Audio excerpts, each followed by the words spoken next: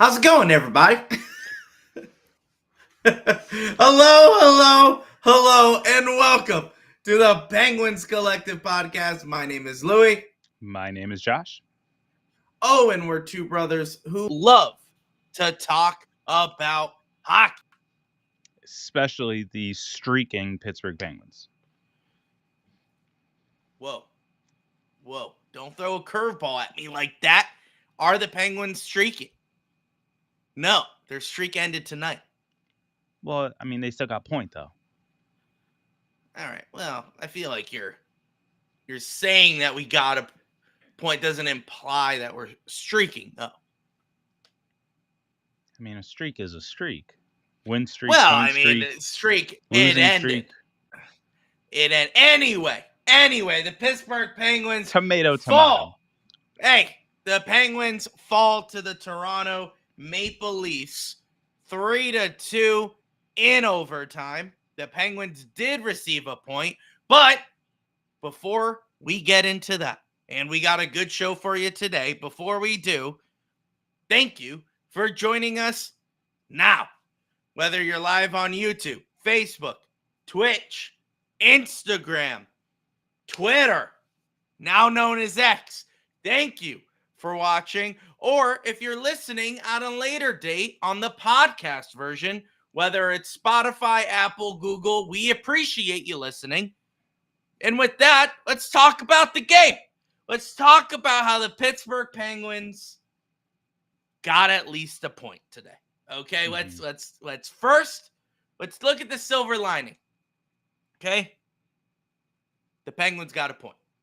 We have now tied the Detroit Red Wings for the second wild card spot. Okay? So we're tied. And Josh, who do we play on Thursday? Our next game. That would be those Detroit Red Wings. Yeah, so I know we'll talk about it. Detroit Red Wings game, that's a must win. Yeah. Must win there. 1,000%. But Penguins got a point. In regulation. We're happy about it. In regulation, we need to win. Or in overtime. Oh, no, yeah, we can't let them get a point. Yeah, sorry. So we need, in regulation, 2 points. But Josh, thoughts on tonight's game? How do you feel? What are the emotions running through that head of yours? Yeah, honestly, it's so hard because, like, after last episode, I was trying so hard not to, like, let the hope rise too high. And, like, watching the first period, I was like, this is a good team. This is a good team. And then us. We're the good team. Yeah, we're the good team. We're the good team. Then second period came out, and then Toronto came back, and they were the good team. They were the good team.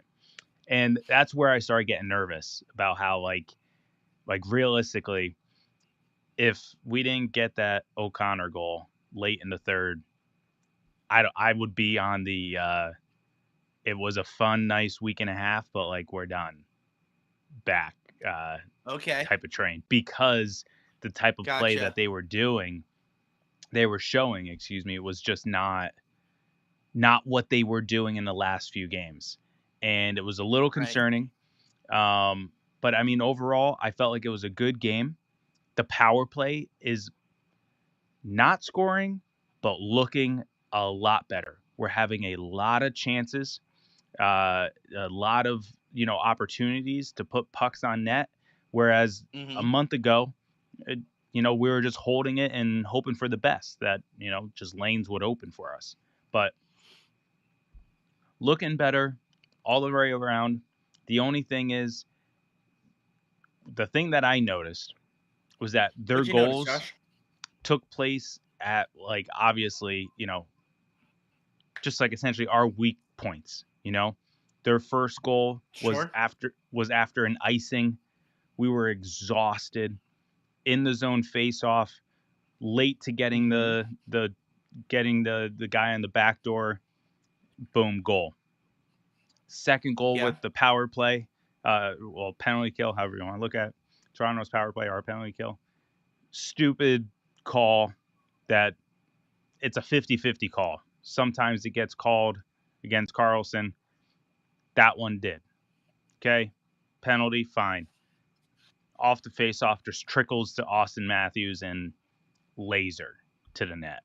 So, and then overtime, the three on the ice were gassed because they were already out there for over a minute. So, yeah, just sucks because it's like all those other times we were able to stop them. 5-on-5, odd man rushes. We were able to defend them, stop. Ned looked great again, so yeah, it's just he did. it's one of those games where it's like you like to see at least a point for the effort. Just like sucks that we weren't able to get the win because now there's even more pressure to win out and in order to make the playoffs. we got 4 games left. The Pittsburgh Penguins has maybe 2 of those that are must win. Oh, yeah. New York and Detroit. Then New York and Detroit. They're 2 metropolitan teams. Rangers are already in the playoffs, which is great. Maybe they won't try as hard against us, but we're playing the Islanders at the end of the year. I thought you said Rangers. No, it's the Islanders. They're New York too. Sorry, I just said New York, but it's the New York Islanders. Oh, whoops. Yeah, we already played Rangers last week. The Islanders, they didn't. So now they didn't clinch. So this doesn't work for them. They're clawing their way too. They're currently at the door as well, trying to get into the playoffs. So they're third. We gotta win. They're third in the Metro right now. Yeah, but they're very close in point. They're who is it? Red Wings? And us and Capitals are right behind them. Yes. All right. Josh, before I just assume and guess, how about I actually pull up the stats? How about that? Red Wings are not in our division. I know. I'm just thinking about the playoff picture, Josh. Just saying. All right. So the points. Islanders have 85. Correct. The Penguins have 83 or 84 now. 84 now. They're tied 84. With Detroit. Capitals 83. Flyers 83. Mm-hmm. So it's a close race in the Metropolitan. If we won tonight, that would have been nice. Leapfrog Detroit. Yeah. We would have leapfrogged Detroit, getting that second wild card spot, but obviously being very close to the Islanders to get that third Metropolitan spot. Our next 4 games. Red Wings, Bruins, Predators, Islanders. Yeah. Tough game. Tough games. All 4. All 4 are tough. Josh asked me a question before we started the podcast. Josh, what was the question? In terms of wins and losses, what do you think the Penguins need to do in order to make the playoffs? And my official answer to that would be a must win against Detroit and a must win against the Islanders. I'm okay with losing to Bruins and maybe going into overtime with the Preds. I'm okay. If that's how we end our season, I'm okay with that. With that because then we just do you think that makes us to the playoffs though? Yeah. Yep. And what I was about to say was hope for the best that a lot of these guys lose. Because the Islanders, they could lose a couple. The Red Wings could lose a couple. And the reason why I say Red Wings and not any Metropolitan Division is because they currently hold the second wild card spot. Well, now we do, but you know what I mean. We tied them. We tied them, but Detroit owns the breaker. Right. So regardless. They could lose, and that would give us a good spot for the wild card. So, do I think we're going to end up in the third Metropolitan spot? No, I think we're going to come in at the wild card 2 spot, be happy with it, and make the playoffs, and everyone's going to say, oh, it was a successful season. Kyle Dubas gets a break, Sully gets a break, and the Penguins just live happily ever after with what they got from this season. Yeah, but I don't know. I'm kind of feeling like they gotta go 3-1, or 3-1, or at least if they're just gonna get 2 wins out of it, they got to get 2 overtime losses. Like if they're gonna lose against, like you said, it's must wins against Detroit and the Islanders. Right. And if they're going to lose against Boston and Nashville, then those need to be overtime losses, because I feel like every point is super critical at this point. Sure. Sorry, I mean, there's not 4 to be games redundant there. But yeah, there's only 4 games left. Like there shouldn't be I understand we are like watching the other games, the other teams, in hopes that they lose. But like I hate that. Put it into your hands. Go out, and I'm sure they're thinking this too. I'm not saying, that they're going out there thinking, oh, let's just tie. Let's just get to overtime. I'm sure they're saying, let's win this every single game that they skate on the ice. I guarantee that. But I just hate leaving it in the hands of other teams as we get closer to the end like this. So I know, but we also can't control what's going on. And I understand what you're saying.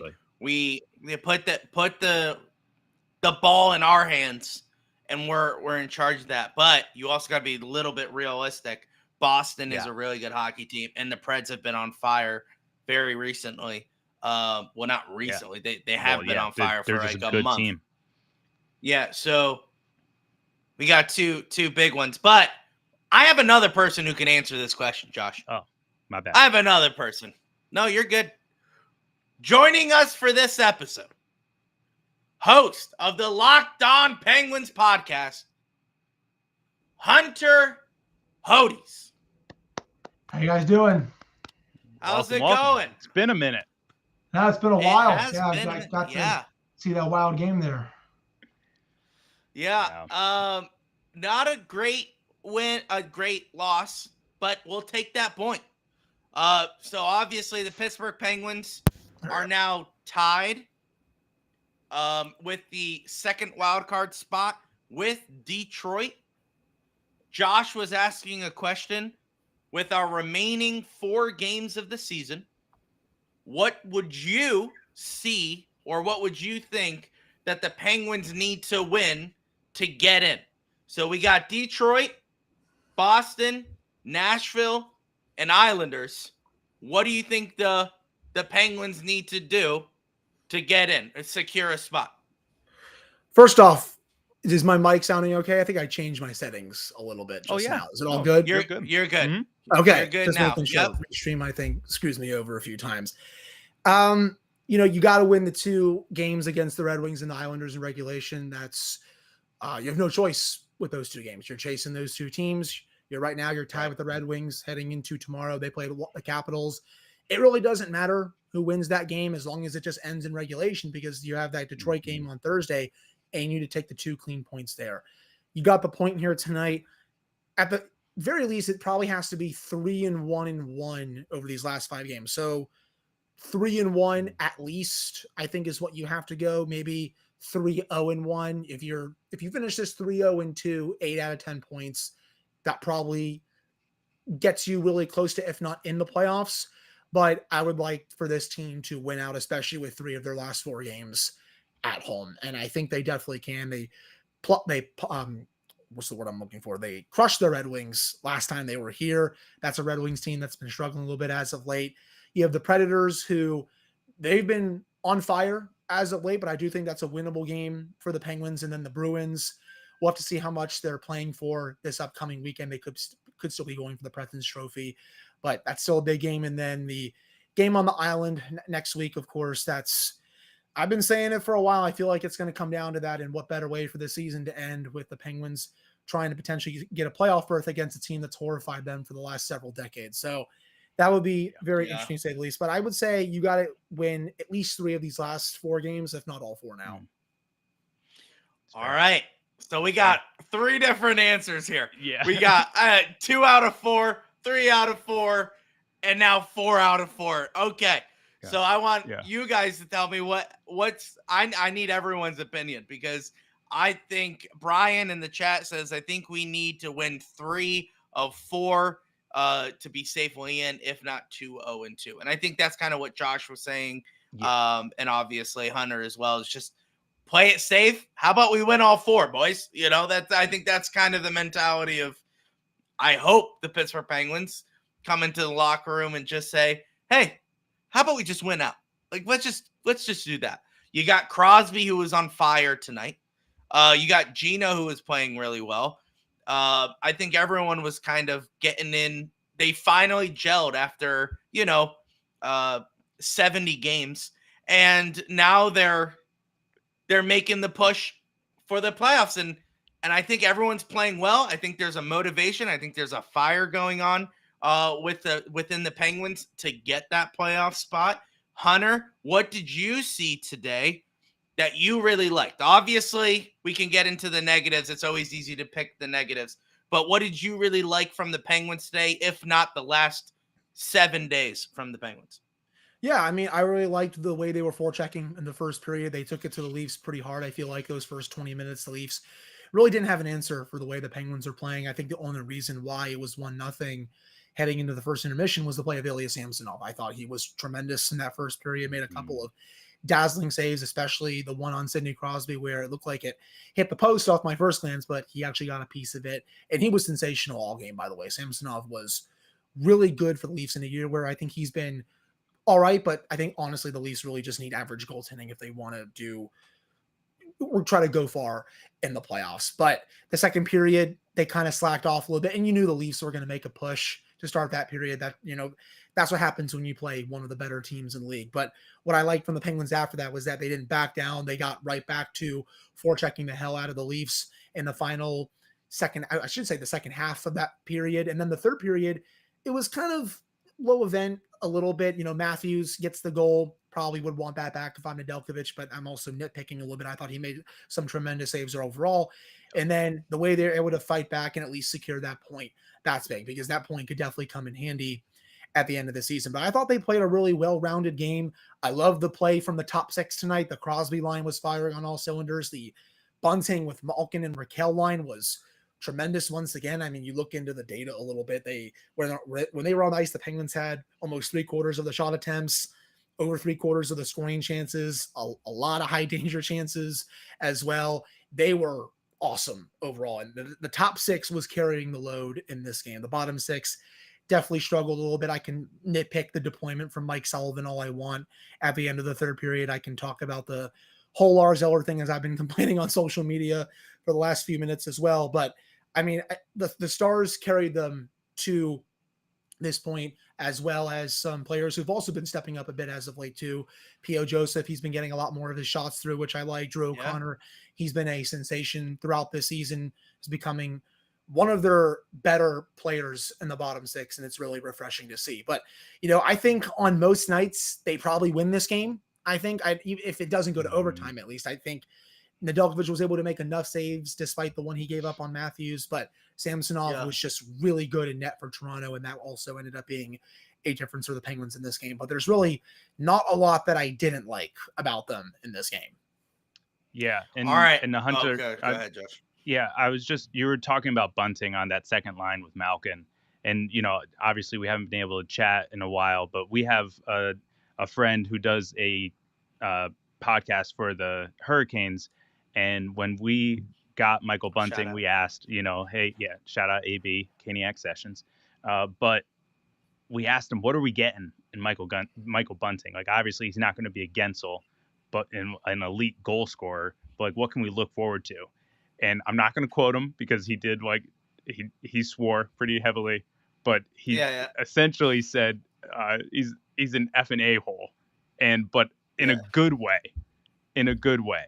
And we see that, right? Just a constant pest with the forecheck and the back check, and just all over the ice, just being right in the kitchen, essentially. I wanted to see what your opinion was of him and the resurgence that he's brought kind of out of Malkin on that second line. He's a rat. That is what Michael that's Bunting a good one. is. Yeah, He is a rat. You guys, if you guys play video games, or anyone that's listening to or watching this plays video games, you run into someone who plays like a certain play style that really pisses you off. That is Michael Bunting. And like you die in like a certain way, for example, that is Michael Bunting. That is the type of player that he is. And he brings an element to the Penguins that they really haven't had since Patrick Hornquist left, in my opinion. Yeah. And yeah. Obviously, I do think Jake Guentzel is the better player that went out in the trade, and I still will miss him for quite some time. But I have been happy to be wrong about Bunting so far. He's tenacious on the forecheck. He goes to those dirty areas. He pisses a lot of goaltenders off, and the prime example, that goal against Tampa Bay, goes to the net front, gets a garbage, greasy goal there, and the Penguins end up winning the game. Not many players on the team have been able to do that throughout this season, and I feel like throughout the last couple of seasons since Hornquist left, and it's been nice seeing that type of player return to the Penguins. I originally thought that I didn't really like him as the centerpiece of the deal. I thought he was overpaid. I didn't like the season that he was having in Carolina, but this change of scenery has really helped him out, and he's been fantastic. I know they tried him out on Crosby's line. It ended up working a little bit, but then they bumped him down to Gino's line to see if that could improve a little bit, and that line has fully taken off these last several games. Yeah. I know it's a small sample size, but they're riding a over 60% expected goals rate with Bunting, Malkin, and Raquel in that second line. They are absolutely killing it at 5-on-5. So I wouldn't touch that line with a 10-foot pole, and I'm really excited about what he can do for the rest of the season as they can continue to push for the playoffs and into next season as well. Yeah, I don't mean to kind of take us away. Obviously, I think Bunting is fantastic. Every time I jokingly say, who needs Jake Guentzel? Because we're on a good spot right now. And I love, I don't know if you know Penguins Jesus, shout out to Penguins Jesus on Twitter. But he says, is Jake Guentzel, was he the problem? All right, so the Penguins have not been succeeding at all this season. We get rid of Jake, and then all of a sudden, we're a playoff hockey team. Like it was 2 weeks ago where we were saying, how can we tank for at least the top 10 pick in the draft? Now we're trying our hardest to get into the 3rd seed in the Metro. That's the Penguins hockey right now. I say Bunting has definitely attributed to that. Not only his rat play, as we're going to call it, but I love his attitude. There's certain hockey players that are rumored that on our team that don't want to be here. So what I've seen from Bunting is that he loves it here. He's thriving. He's smiling, have a good time, and I think that's infectious. And I think that's helping the team get to this spot because a fire was lit under everyone's butts. I don't know what happened. Was it the trade? I don't know. All of a sudden, the Penguins are in a playoff position. So I don't know what happened. If Jake leaving is the catalyst for this, I'm okay with it. Now, granted, I think we all can agree what happens in the offseason determines if that trade was good. All right? Because if Jake re-signs in Carolina, we're kind of screwed. Right, Josh, what was your take on this trade? Well, yeah, before it was if Jake Guentzel re-signs in Carolina, if they win a Stanley Cup and Carolina re-signs him in the offseason, then they clearly won the trade by a landslide and we got fleeced. But at the same time, with the way Michael Bunting's been playing, we were going to lose that trade regardless because of who Jake Guentzel is. But because of the way Michael Bunting is playing, I feel like we got a little bit better deal. But obviously, it is what it is. It's Jake Gensel.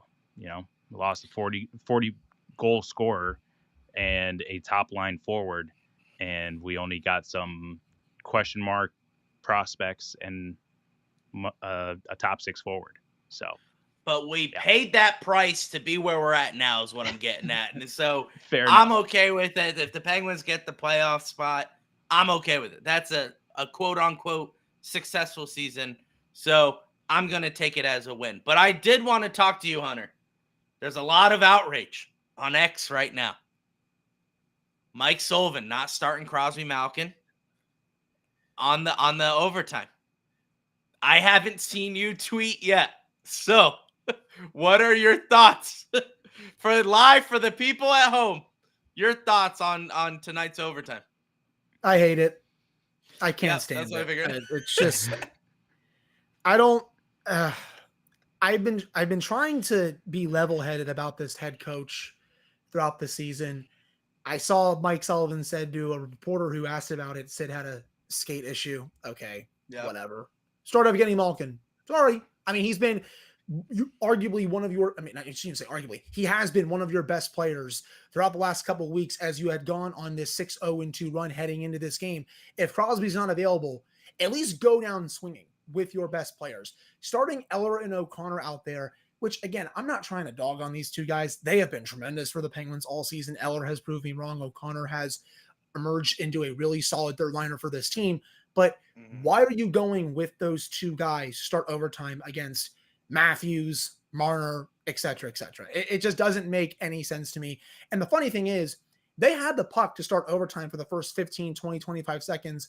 And you get the puck to Eller. He fires a Cody Ceci shot like 15 feet wide of the net, and then you don't see the puck again for the rest of overtime. You had time to change, but you decided not to. And then they're all out there for the next minute and a half, and they're all gas, and then that leads to the game-winning goal. I just don't understand the deployment in overtime. This has been an issue, not just this season. It's been going back to last season. Remember, Mike Sullivan iced Jeff Carter out in overtime because he wanted to quote unquote have them win the faceoff because Crosby was having trouble in the draw. Okay, whatever. I don't want to see Jeff Carter in overtime. No offense to him, but it's just ridiculous. And with Lars Eller, again, I don't want to offend him either. I don't want to see him to start overtime with your seasons on the line here. Yeah, it's great that you got the point. That hopefully going to be a big point at the end of the season.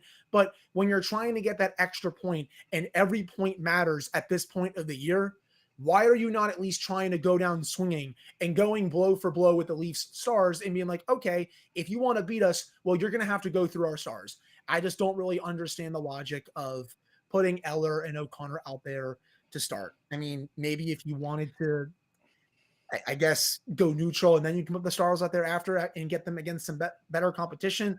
I don't know, but I hate it overall. It's dumb, and it's not the first time that this head coach has done that this season. Just a really galaxy-brained decision, I think, is the way to describe it. Here's where we disagree, Hunter. Here's where we disagree.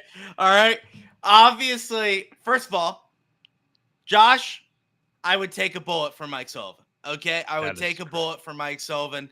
I've said it on this podcast multiple times. I still think he should be the head coach, regardless of the outcome of this season. And now, granted, I think we all can agree Todd Reirden needs to be gone. He should have been gone after that first viral clip of him not figuring out what to do on the clipboard. I think he should have been gone after that. But he's still here. I think he should be gone. Anyway, Mike Sullivan, I'll defend him till my dying breath. But I honestly think someone in the chat obviously said it too. Start a little bit defense over offense. Now, granted, if Sid actually did have a skate issue, which I don't know if that's entirely true. Maybe he's just covering his butt for this decision. I don't know.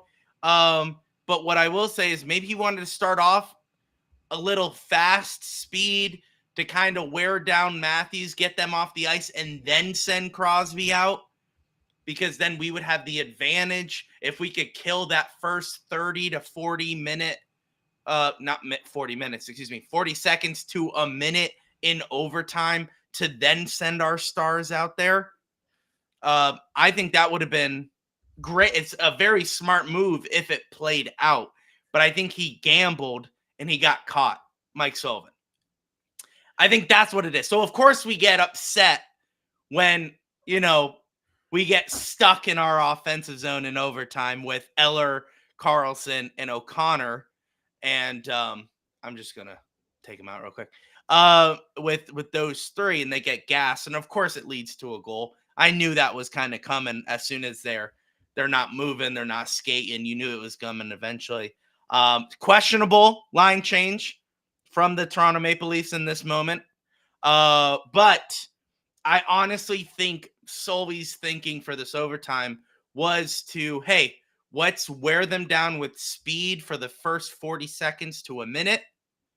Get Austin Matthews and those stars off the ice because they're going to have to change. Then send our stars where we could crush it and get a goal. I think it was a gamble. I think we would be praising Sullivan if it worked, but obviously we're hating on Sully because it didn't work. That's where I think. Are you back, Josh? I don't know. Go ahead, Hunter. No. I mean, I get what you're saying. If it worked, I mean, I'd be celebrating the win, but I honestly kind of be saying that you're lucky that it paid off, just because it feels like they've just been trying to galaxy brain their whole overtime situation for the last couple of seasons. I remember when this team used to dominate in 3-on-3. They used to be one of the best teams in the league at it. And sure, part of it is the stars are getting older. That's definitely a bit part of it. The league's trended a bit younger. You've had better talent come into the league that are some teams are a lot faster.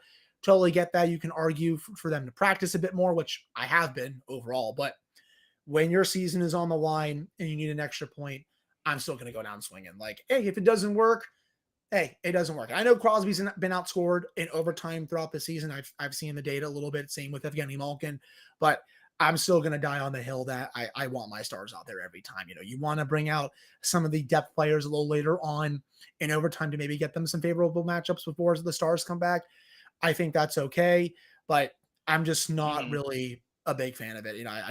I've said my take about Mike Sullivan on the show. Pat and I, we both think it's honestly time to move on. I think at this point with him, it just hasn't been there. It's taken me a while to get to that point just because I've always thought he's one of the best head coaches in the league, but I don't know, something about it just hasn't fully worked for the last couple years. And now whether they actually move on, who knows? I think it's probably likely that he comes back next year, considering the contract that he has and what Kyle Dubas has said openly about him. But I've gone sour on him a lot more throughout this season. And that part of that is the decisions that he makes in 3-on-3. Now, is it only that, or is it just because of the state of the season? Because if the season was better, let's say we were, more consistent throughout the season, because we haven't, would your mind change on Sullivan and just say, hey, yeah, he makes questionable decisions, but he's still the right coach to lead this team? Or are you like, you know what? The season was terrible. Sullivan makes questionable choices. Let's just move on from him. I mean, see, it's tough because, with Mike, I know there's a good coach in there, and I know when he eventually gets to his next team, I think he's going to have a lot of success. I've looked at the Devils, for example. If the Penguins and him were to mutually part ways, I think a Devils team makes a lot of sense for him just because they have the type of team that I think could really flourish under him. A lot of speed and skill, a lot of really good young superstar talent over there. But with this team, I just don't think he's adapted to the team that he's had. And he's trusted some veterans a little too much in the lineup. For example, late in this game, you're seeing Jeff Carter out there with a minute and a half, 2 minutes left against some of the best lines. It's just like, that's not what I'm looking for here. Like, you got to shorten the bench a little bit. I know that he's a veteran, but I'm not here for that. And even earlier on in this game, you have Carter against one of the top lines for the Maple Leafs. That was the tying goal. They're out there for a full 2-minute shift, leads to an icing, and then boom, they're gassed, leads to a goal against. It's just like, he's not sometimes putting the best team out there available, and it's been kind of eating at me throughout the season. you look at the success that they've been having, a little bit is because some of the guys that he's played quite a bit are hurt right now. I mean, Ryan Graves, for example, I mean, he's been a total disaster throughout this season and Yeah. overall. But now that he's out, you can see that they're much more responsible in their own zone when he doesn't even play. And I just think overall with him, I think it's gotten to a point where the team, it feels like, is a little bit stale under him. And I think they could benefit from a new voice behind the bench. Now, I'm sure people will ask me, well, who do you target? Who do you target? You know, I've floated a couple names out there. If you wanted Jay Woodcroft from Edmonton, I think he did a really solid job before he got canned earlier on this season. Dean Evison in Minnesota, I thought was a really solid coach for them. If you want the interesting hire, Craig Berube, former coach of the St. Louis Blues. But, you know, there's good options out there available if they wanted to mutually part ways. I mean, I don't expect that to happen, but I just think, you know, with the overtime struggles and some of the lineup decisions that he makes, and just with the way this team has played for most of the season outside of the last couple of weeks where they actually have been able to flip the switch and look like a really sound team, I just feel like it might be time to move on. Okay, so now I kind of want to say, is it all Sully's fault, or also there's a lot of player problems? Now, I know we disagree on this point, where I think Malkin has been struggling a majority of the season. Now he's on fire, granted. Still a generational player. Want to throw that out there. Still one of the best players all time for the Penguins. Throwing that out there. But he has been struggling. Can we put a little blame on, say, Malkin, Letang, the core? Crosby's always been playing good. I think we can agree on that. But I think the core has some responsibility as well. And I feel like it's so easy to just target Sullivan. Yes, with the decisions on who to throw out there, but also a lot of turnovers from the leadership, lot of bad play, especially with using the eye test on a lot of these players. I think we could all share the blame, not just throw it on Sully and say, hey, you know what? The season hasn't been great. Sullivan, you're out. It's Mike Sullivan's fault. You know, part of it is Kyle Dubas's fault because, you know, while I love the Erik Karlsson trade and I like some of the things that he made as well, especially the Alex Nedeljkovic signing, not a big fan of the Noah Chari signing, not a fan of the Ryan Graves signing, some of the other moves that he made as well. I mean, Matt Nieto, I feel like he hasn't barely even played throughout this season. A lot of their bottom six options have just not fully worked out. So you can blame mostly everyone, you know, the coaching staff, management, the roster that has been assembled overall, just the roster itself. I do think with Evgeny Malkin, yeah, you are right, Louie. We disagree a little bit because I do think Malkin has had a pretty sound year. And it's almost like with the last couple of weeks, you give him a couple good line mates, he can still cook because, you know, over 60 points throughout this season, almost 30 goals. I will take that from a 37-year-old second line center any day of the week. I mean, for God's sake, earlier this season, he had someone like Colin White on his second line. He's not going to do anything with Colin White. You know that. Josh, I know you know that as well. I think everyone watching this knows that as well. So you get him a little bit of help, and it's like, yeah, he still has quite a bit left in the tank, and he can set up chances, and players can now also finish those chances. What you're seeing right now with Rickard Rakell as he's bouncing back a little bit. What you're seeing right now with Michael Bunting, who's playing really well on his line. And then Gino himself, he's also creating chances for himself, and he's also finishing those chances. I think having his parents in Pittsburgh has also really helped him out as well.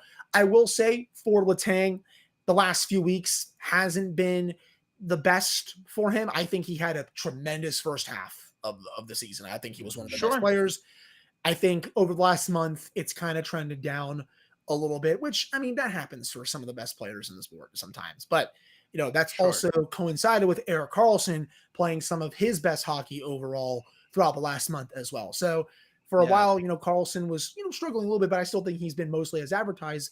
And Letang was playing well, but now it's kind of turned to the opposite, where Letang has been struggling a little bit while Karlsson is playing the best hockey of his Penguins tenure so far. But overall, what you've seen the last couple of weeks, for the most part, are the Stars dragging this team back into the fight and saying that we're not done yet, and we don't want to just go quietly into the night. You know, Sid has been tremendous. Gino's been awesome. Erik Karlsson's been great. You're getting the goaltending. Michael Bunting, Brian Rust, et cetera, et cetera.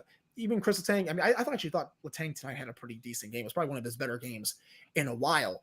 But Sure, yeah. at least the core are the ones getting this team back into the race. I mean, this team was 9 points out 2 weeks ago, got into a playoff spot a little over 24 hours ago.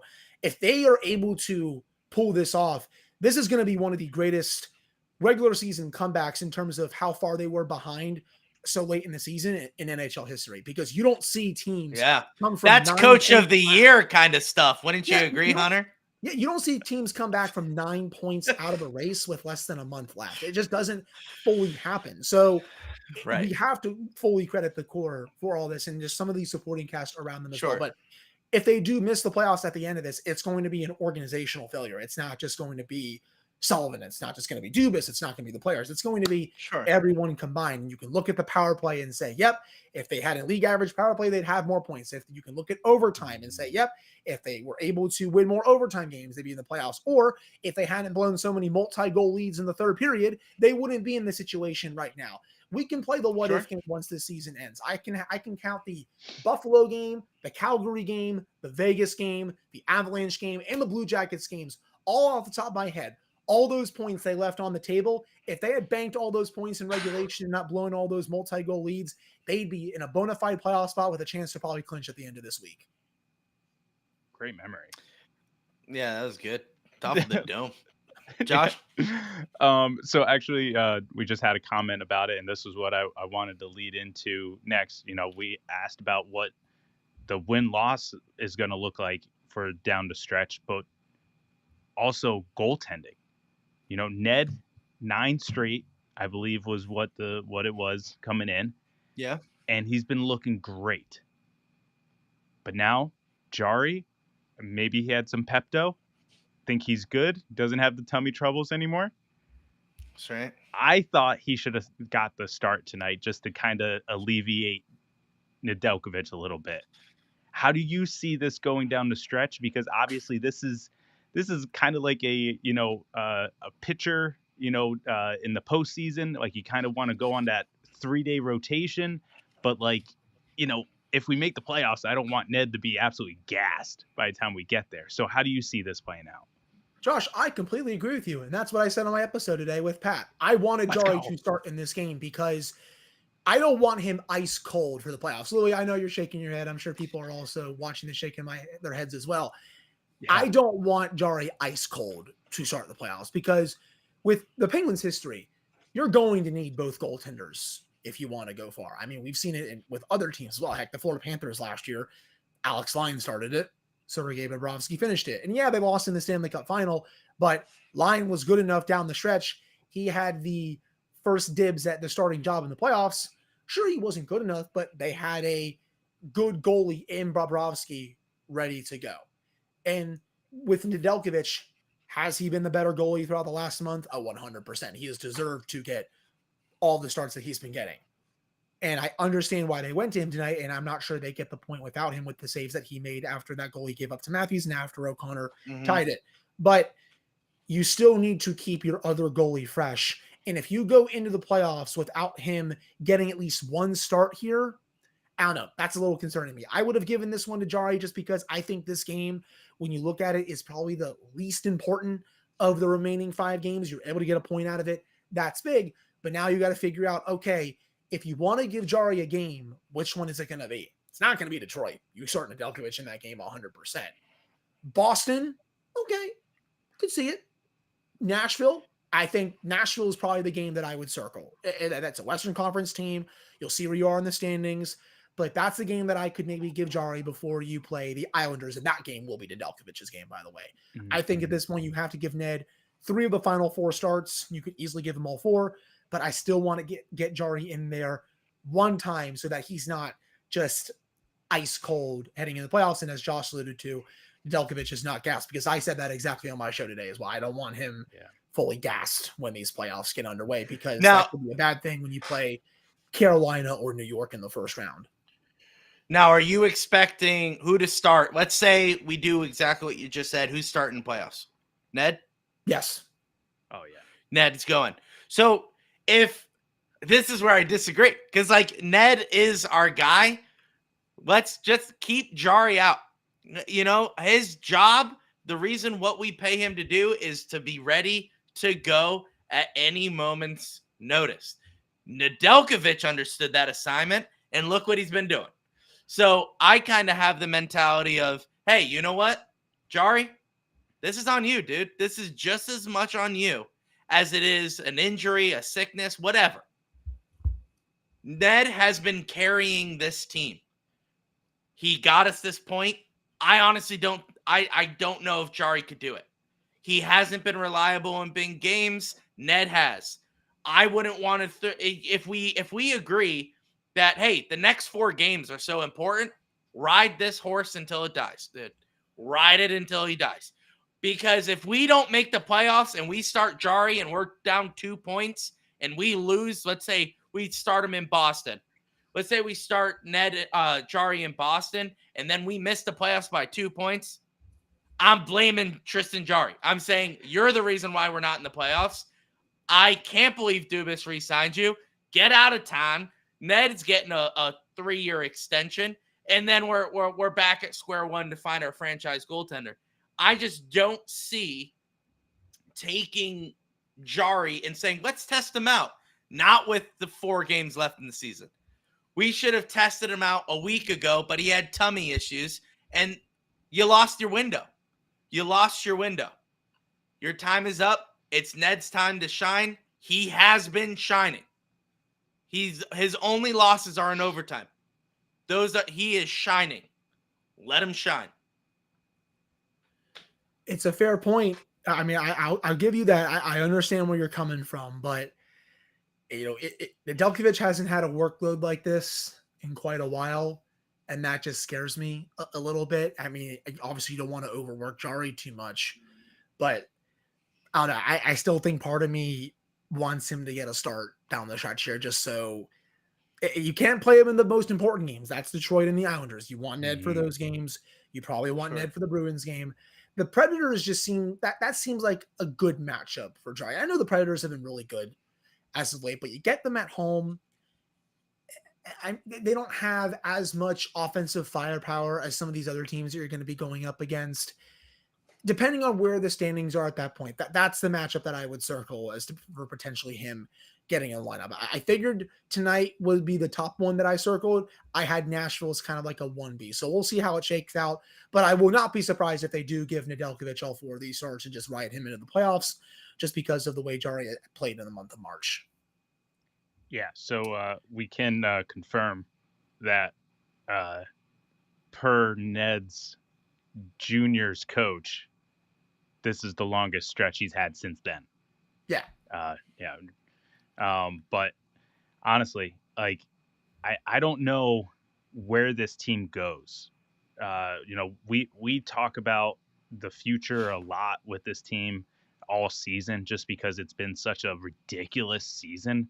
Like, it hasn't been fun. If we're just being honest, I don't know about you guys on Locked On, but it hasn't been fun getting on here this season. But like, what are you expecting? You know, obviously we weren't expecting this playoff push, you know, at this point, but no one did. Not even a thought. Yeah. You're lying if you expected this. I'll say you're lying if you expected this. True that. So going forward, let's just say, you know, it's June.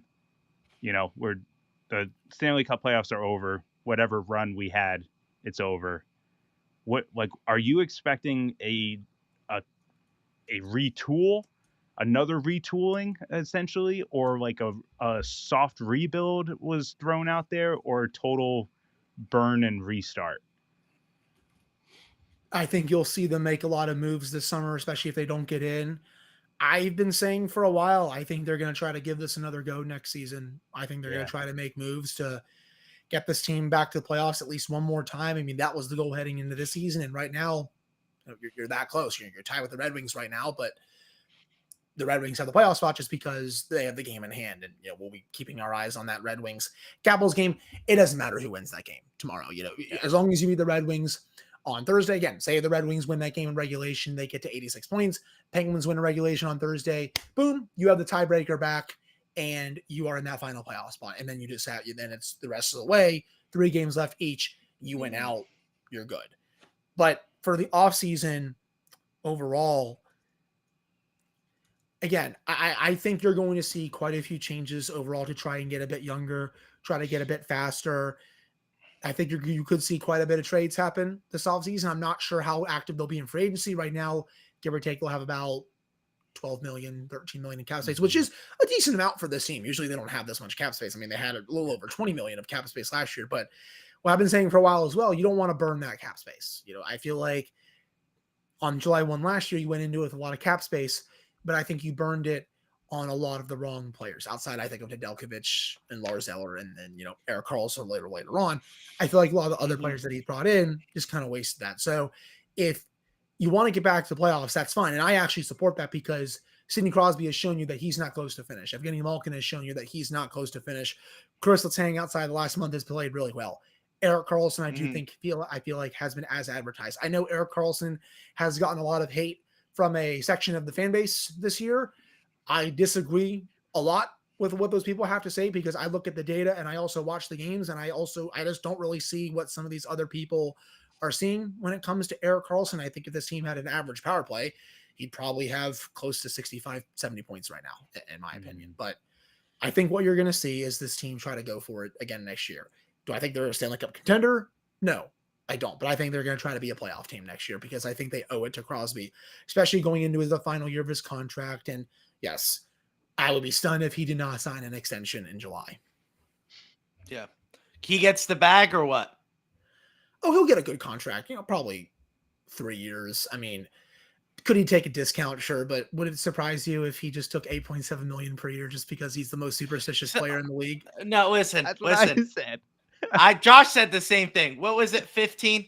So I think he's just going to add those two numbers up, get 15. I would pay him 15 mil.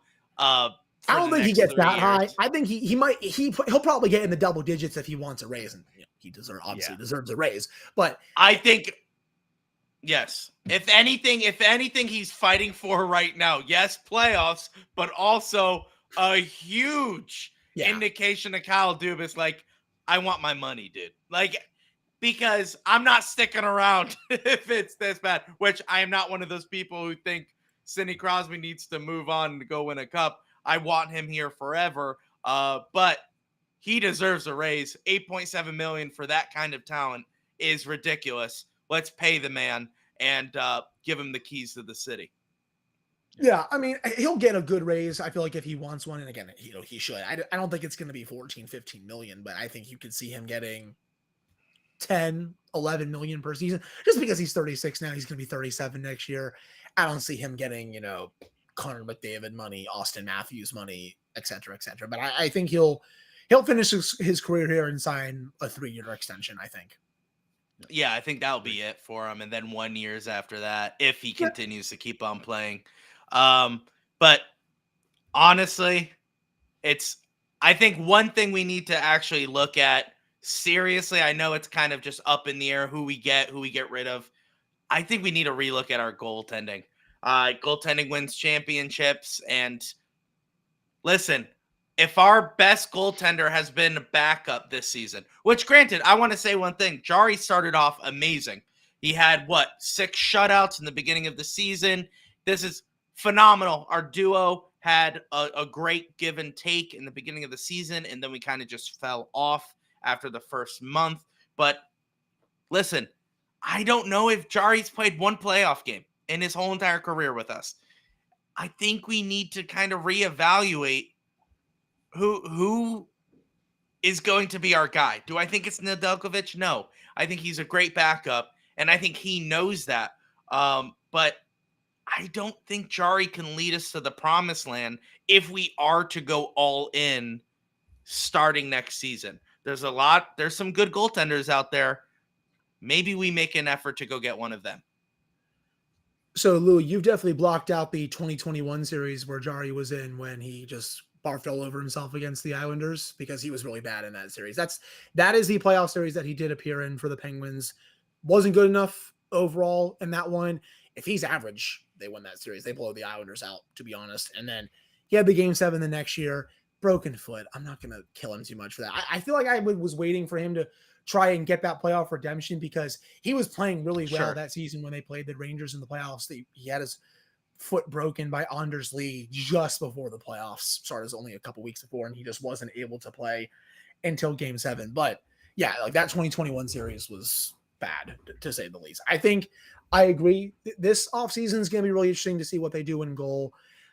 Alex Nedeljkovic obviously is a free agent, but do you want to be the team giving him his next contract? I keep seeing all these takes. Oh, you got to re-sign him. You got to re-sign him. And it's like, I see goaltenders get overpaid every single year on July 1. I mean, Jari, for example, that was an overpayment. Jonas Korpisalo for the Ottawa Senators, that was a massive overpayment. He's been terrible for them this season. Yeah. I am only a fan of giving goaltenders term and a good bit of money if you are a top goaltender in the sport. And I'm talking Igor Shesterkin, UC Saros, Ilya Sorokin, Connor Hellebuck. We can go down the list. Those are just 4 that I listed off the top of my head. I only give out term and money to goalies who I know I can count on an every night basis. I think the best course of action for this team during this offseason is if you can figure out a way to maybe get out of Jari's contract, okay. I mean, that obviously makes sense. It frees up a lot of cap space, but then you got to figure out a platoon situation. If you want to re-sign Nedeljkovic, okay, it's going to cost you. And I don't think it's not going to be for pennies on the dollar. He's probably going to get at least $2.5 million, if not $3 to $3.5 million on his next contract. The goaltending market can sometimes be tricky because sometimes, you have teams that are fully in on a goalie and that leads to the price going up. And then other times you have pretty decent goalies, but going for cheap, like you saw with Nedeljkovic. So it depends on the market, but then you got to figure out what happens with Joel Blomqvist, right? He's been great with Wilkes-Barre this season. He's almost NHL ready, if not NHL ready for next year. Are you comfortable giving him some starts in the NHL next season and having someone be your full-on number 1? Because if your plan is Nedeljkovic and Blomqvist, I don't know if you can fully sell me on that. I like Nedeljkovic. I think he's had a really good year. But seeing him in a full-fledged number 1 role throughout the entire season, him getting 55 starts, I don't know. That's not for me, especially with Blomqvist, who has not even seen any NHL action yet. I think what you could do is maybe look to the Boston Bruins for someone like Linus Ullmark, if you want to pry him out of there. That platoon has been really good throughout the last couple of years. Jeremy Swayman's been awesome as well. You might have to look to the trade market overall, but I do agree with you, Louie. It's something that they're going to have to figure out this offseason because I don't think that you're going to go into next season with this same tandem. And I think with Jari, he's shown you who he is for the most part the past couple of years. He's had really strong stretches, but he hasn't been able to be consistent, whether it's health related or this year. It's just him not playing well towards the late stages of the season when the games get bigger. And that's something that they're going to have to figure out once the season's over. We do have one more question, and then we'll let you head on out there, Hunter. But one question from Josiah Schweinberg. What would you change about the power play? What would I change about the power play? Number 1, I'd fire Todd Reardon just because that should have been done by Thanksgiving, Christmas, whatever you want to call it. Sure. I try to get someone in that bumper spot because they really haven't been using that spot throughout the entire season. I look to feed Evgeny Malkin a lot more on the power play. I love the vintage Geno bombs, as I like to call them. His one-timer is not utilized enough on this unit. Please use it more. 9 times out of 10, it either leads to a goal or some juicy rebounds, and you got to have someone there to clean up that garbage. That's another thing I would change about the power play. And I would have Letang quarterback it a bit more. I mean, again, I think Erik Karlsson's been really good the last several weeks. I thought he was pretty solid on the power play tonight, but I do think Letang is more of a natural fit for that quarterback position on the power play. Sid down low is, my bread and butter. I always want him down there, but I also want to see a bit more movement. I feel like a lot of players this year just kind of stand in the same place. They don't move around. They play patty cake. That's what Pat and I like to call it. When Malkin and Karlsson were doing their thing before this hot streak started, they were just playing patty cake with each other at the blue line. And it's like, okay, teams are just going to sit there and be like, you can do that if you want, but we're just going to stand here and not let you guys get anything through. And last but not least, I Right. want more of a shoot first mentality. I've been saying that for all season. The Sure. overpassing, the mentality that, oh, we just deserve goals because we're so talented. It just doesn't really work for me. You still have to work for goals on the man advantage. The entitlement, I think, is the word I should use to describe it. So that's really what I want to see from the power play overall, and just a new voice for it as well. I think it's run its course here, and I want to see Sullivan also kind of hand the power play over to someone fully, because I know he has his hands in this as well, but it needs to be in someone's hands fully for next season. That's really what I would look to change about the power play moving forward. But 0-5 yet again. I love the way they played, but that's another game where that unit has cost them dearly. And we can say that about probably 20 games this season. And it's just, they refuse to do anything to fix it. Changing players in and out is not going to do anything for me. Until you see a systematic overhaul with this unit, you're just going to see the same exact crap. Yeah. And yes, I do see the comment. You can put Michael Bunting on the top power play 100%. I don't mind that at all. He was great tonight. Yeah. Oh, okay. Nice. Oh, first of all, glad you could see the chat. I didn't know I you can could. see it. Yes, I can. Yeah, he's a net front presence. Yeah, you can put him in that Hornquist spot and he can just be a total goon, a total rat, make goaltenders' life a living hell. I'll be totally fine for that as well. It was working tonight. They just weren't able to capitalize on their chances. Yeah. All right. Well, I mean, listen, I'm happy where the Penguins are at. We got a lot of changes coming for the Penguins. Whether it's you think it's good, whether you think it's bad, changes are coming for the Penguins. Are we getting playoffs? I hope. But I want to ask you, Hunter, yes or no, Penguins make the playoffs? Your thoughts right now. Oh, man. I mean, I've been saying it's been more unlikely than likely. I've been proven wrong over the last couple of weeks. I'm still going to say at this point, no, just because I want them to keep proving me wrong. So I like how you did that. I want playoff content, especially for the show. And I want to see Sidney Crosby get another shot at the playoffs because he deserves it with the way that he has been playing, in the way of getting Malkin's been playing the last couple of weeks, and the core in general, and Nedeljkovic. But I am just going to say no, just because I want them to, continue to try and prove me wrong throughout the season. So we'll see if they get in. I honestly wouldn't be surprised, just because a lot of these other teams in the conference that they're chasing just flat out stink. Yeah. That's what. Well, I don't like the roller coaster that we're on right now. So I just want them to make the playoffs. Okay. I don't like this. I don't like this. Oh yeah, man. Let's go out there and no, just win. Okay. Just please. I don't need to go this. I don't need to have, me screaming at the TV when Michael Bunting scores at the last couple of minutes. I don't need this. I just want to win. I just want to get in there. I want to feel comfortable. I want to get nestled up with my blanket for the playoffs. Okay. Do not want to be worrying about if we're not. Let's just get in a spot for sure. But Josh, any last questions for Hunter? No, I'm great. Good. He answered all mine. Hunter, where can the people find you? What are you doing? What are you up to? Let the people know. Yeah, you can follow me on Twitter /X if you call it X, at Hunter Hodes. The show's Twitter is at LO_Penguins. You can follow Pat on Twitter at Cinnamon4Wet. That is the co-host of the show.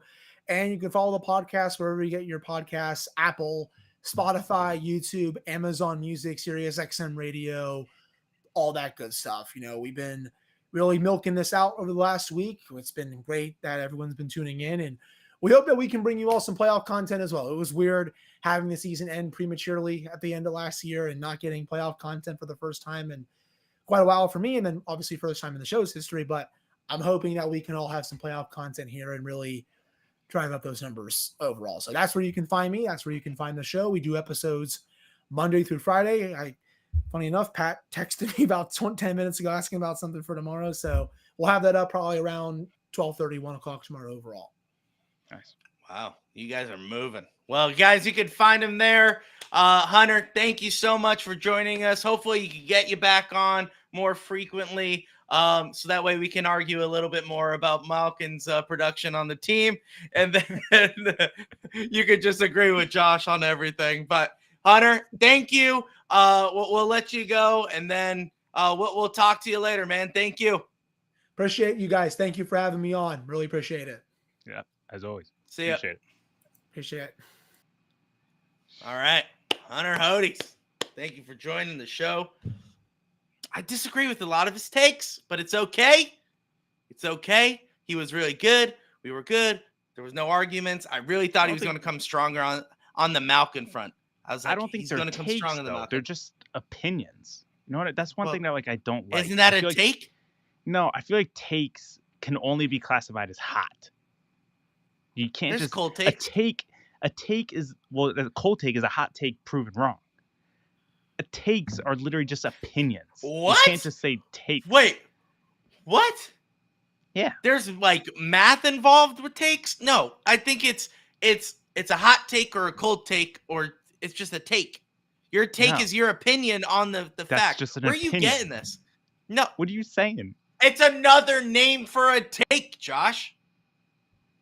So if you say, "Oh man, that's a hot take," that's his opinion. You are commenting on that person's opinion.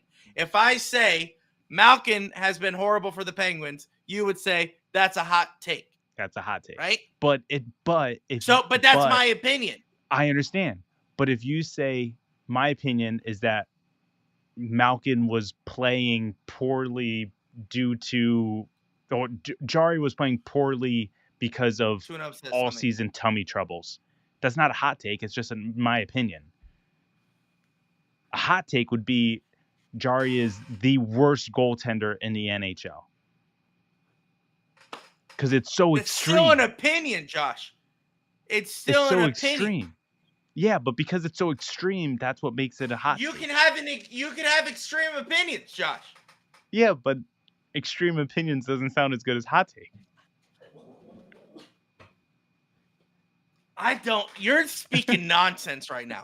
You're speaking nonsense. There's words coming out of your mouth, and I don't like it. It's the same observation, not opinion. thing. Yeah, you could use that one. Observation. Everyone shut up, dude. It doesn't make any sense. Okay? If you have a hot take, it's the same thing as like, oh, that's a wild opinion. Yeah. All right. Yeah. It's true. Cool. Thanks for that comment. Thanks for that. Wait, but hold on, Josiah. Do you call them hotcakes instead of pancakes? I don't know. He just want to say Yinzers are weird with their language. So us humans would call a piece of rubber that goes around something that you could kind of like fasten it, like a rubber band, Josh. Okay. Yeah, they call it gum band. Okay, call it gum band. He exactly. He used it in a sentence like I wouldn't catch it, but I did. And I was like, that's not a word. He's like, oh yeah, just take the gum bands off. And I was like, that's not a word. Yeah, I'll take the rubber bands off. And they also call shopping carts trolleys. Like that would make them any more fancy. I don't understand. Stupid. I don't understand those. Stupid. A river or a creek is a crook, which wait, not a crick? No. It's a crook? Not a crick? It's a yeah, I think it's a crook.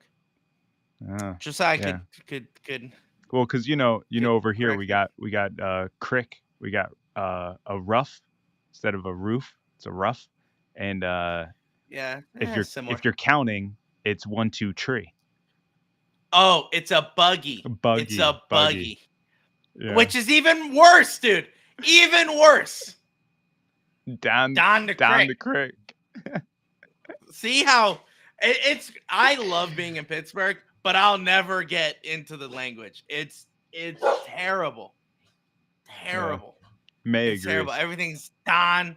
Yeah. Now I'll use it, but I'm using it like as like a character if I was a Yinzer. But in normal conversation, I'm not saying, hey, we have to get a lot of groceries. Let's grab a buggy. I sound like an idiot, dude. Grab a shopping cart. Oh, yeah. 1, 2, 3. Yeah. You're a poser. I'm not a poser. I'm calling you Yins out. You just don't like it because you guys aren't speaking English. You probably don't understand what I'm saying. Rush hour. What are you talking about, Josh? Rush hour. Do you not understand the words that are coming out of my mouth? Oh. I was like, what are you talking about? I will use Don.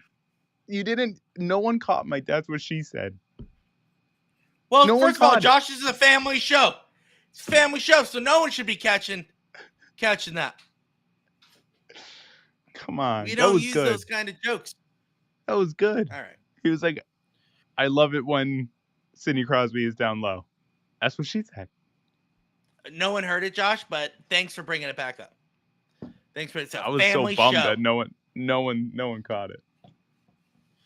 It's like that one time we had AB from Caniacs go, oh, can I swear on here? And we're like, yeah, sure. It's not going to be that bad. And he goes, that mother. And we're like, whoa. All right. Yeah, he dropped the hammer. He went down on it. All right. This is a good episode. Thanks for Hunter to coming on. Yeah, good episode. I still disagree with his opinions.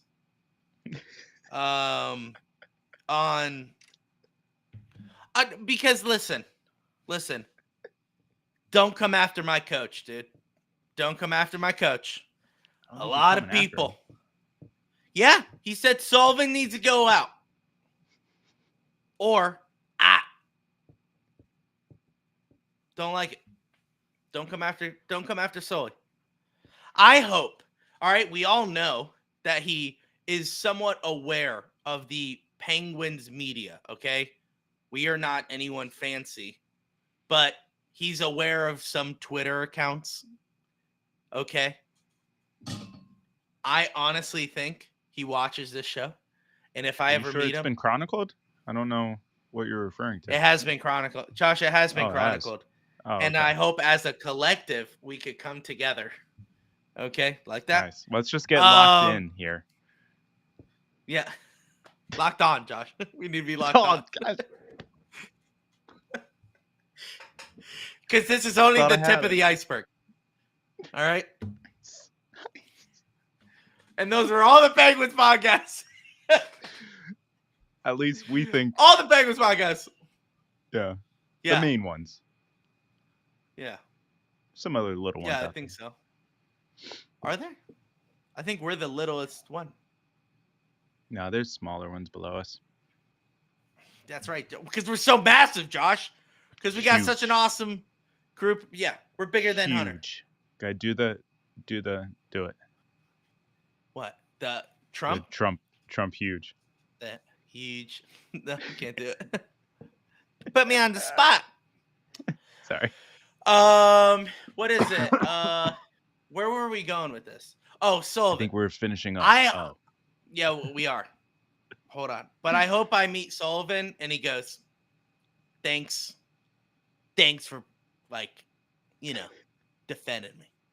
What if he came up to you? He goes, you're my bulletproof vest now. Something like if he said that, I would lose my mind. Yeah, I would lose my mind. Taking the bullet, Yeah. He's like, so what? You're just gonna stand in front of me at all times? I'd be like, I will if you need me to. Yeah. I hope that because he is aware of some of the media that goes out. So hopefully. And I think we have a bigger following than that guy. So it's pretty good. Thanks to thanks, Louie. Thanks for taking the bullet. Kevin Costner in The Bodyguard. Nice. It's a good reference. Yeah, is that what Sully will say? Are you my Kevin Costner? And I'm like, are you my Whitney Houston? It's a Bodyguard reference. So yes, I beat you to it. I beat you to it, Josiah. All right, let's wrap up. Guys, thank you so much. Thank you guys for making us one of the biggest Penguins podcasts around. I appreciate it. If you guys are watching on YouTube, Facebook, Twitch, Instagram, or X, we appreciate you joining us live. Or if you're listening to us at a later date on all your favorite podcast platforms, we appreciate it. Our next game is Thursday. I don't know the date of Thursday. What is it? 11th? Nope, 10th. It is the 11th. You got it. Oh, I should have trusted my gut. April 11th. Can you not hear me? Can you not hear me? I said you got it. It's the 11th. No, I know. I said I should have trusted my gut. I know. Can you not hear me? But I said that before you said that you should trust your gut. Before you picked up your phone, I said you got it. I was looking at the puck drop time, Josh. Relax, dude. This Thursday, 7 o'clock, April 11th, Penguins face off. Really? We're going to do this right now? Since when have they started at 7? 7:05. If there's a ceremony, it's going to be 11 o'clock p.m. No, it's April 11th, Thursday, 7 o'clock against the Red Wings. Red Wings are in Taunton, and the Penguins need to win it. It's a must win for the Penguins. So we will go live after that game. Make sure you're there. We'll see you guys in the next episode. And Josh, as always, let's go Pens. I want to dance with somebody.